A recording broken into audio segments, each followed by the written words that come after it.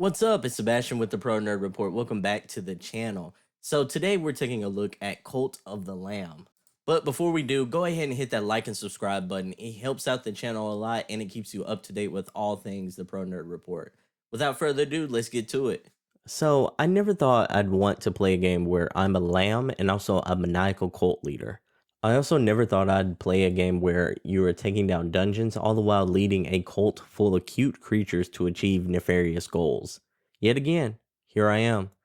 And honestly, I can't get enough of it. Cult of the Lamb is like a weird blend of games like Moonlighters, Animal Crossing, and The Binding of Isaac, and that's a mixture that works so well in this case. It is a fantastically addicting game. Cult of the Lamb might be the most addicting game I've played this year. It has this weird supernatural bind over me because I can't stop thinking about my cult and what actions to take next to make sure that my followers are good and, more importantly, me more powerful.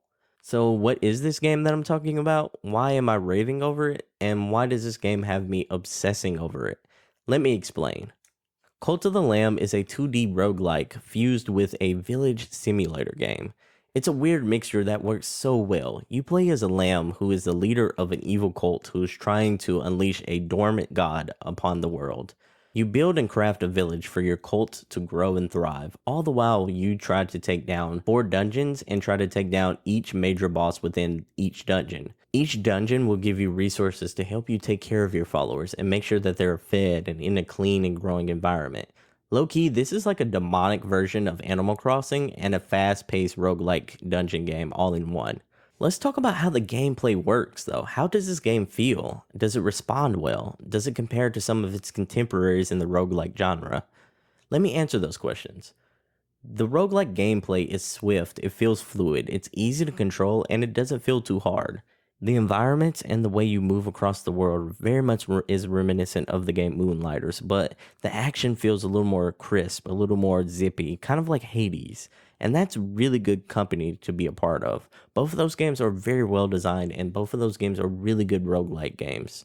You have 4 major dungeons to choose from, and each one of these dungeons is randomly generated. You start off each dungeon with a random melee weapon and a random range spell at your disposal. From there, you select your path, you get materials and followers, and even upgrades in your journey to the boss.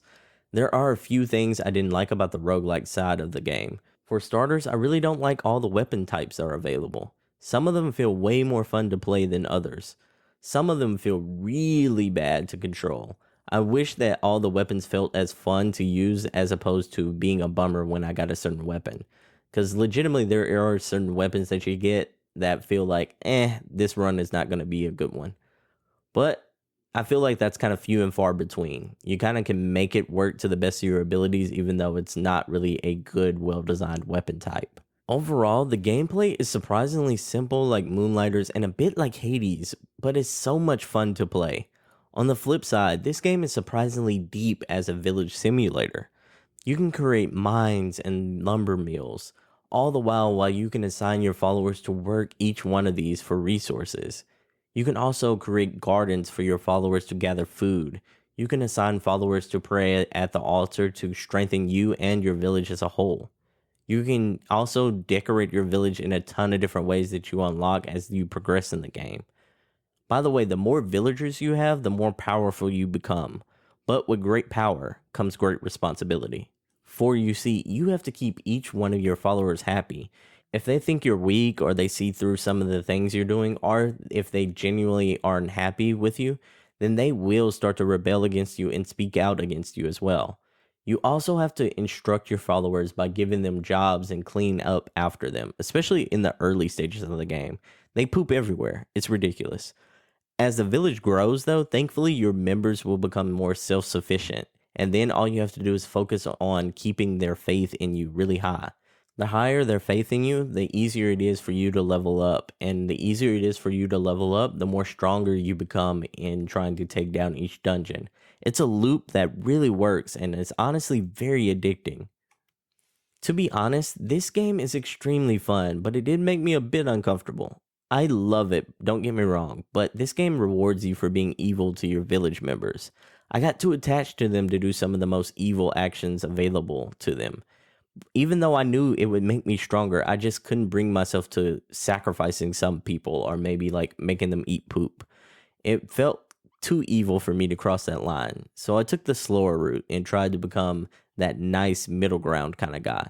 Don't get me wrong, I'm still an asshole, but at least I have some lines that I won't cross. It is this level of freedom in the way you can play the game and the way that you can rule that makes this game so compelling, so unique, so fresh.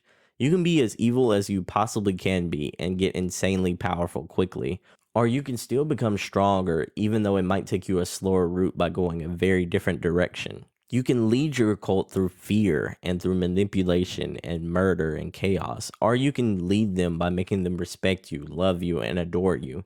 Either way, you become stronger. It just depends on which way you want to get there. Ultimately, I absolutely love this game. I'm addicted. I can't get enough of it. Over the last week, it has been my absolute obsession. Cult of the Lamb is absolutely one of the best games I played in 2022. Everything that it sets out to do, it does it really well. It's a damn good roguelike game, and it's an even better village simulator game. There are a few things that I wish it did a bit better, and there's a few things that I would personally change about the game, but overall, this is another banger from Devolver Digital. They don't miss. This game, especially with this demonic vibe and tone, won't be for everyone, and that's completely understandable. However, if we're just talking about the quality of this game and everything that it did right and how I personally feel about it, then I definitely have to say Cult of the Lamb is officially in my top 10 for Game of the Year of 2022. Honestly, I wouldn't be surprised if it's in the top 3 right now. I don't necessarily know. I'll have to think about it. I'll give you my results at the end of the year. But right now, just know that this is a strong front runner. It is that damn good. Thank you so much for watching this video. If you like what you saw, hit that like button. If you want to stay up to date on all things the ProNerd Report, including more game reviews and the ProNerd Report podcast, go ahead and hit subscribe to stay up on all things the ProNerd Report. Thank you again for watching, and we hope to catch you in the next one. Peace.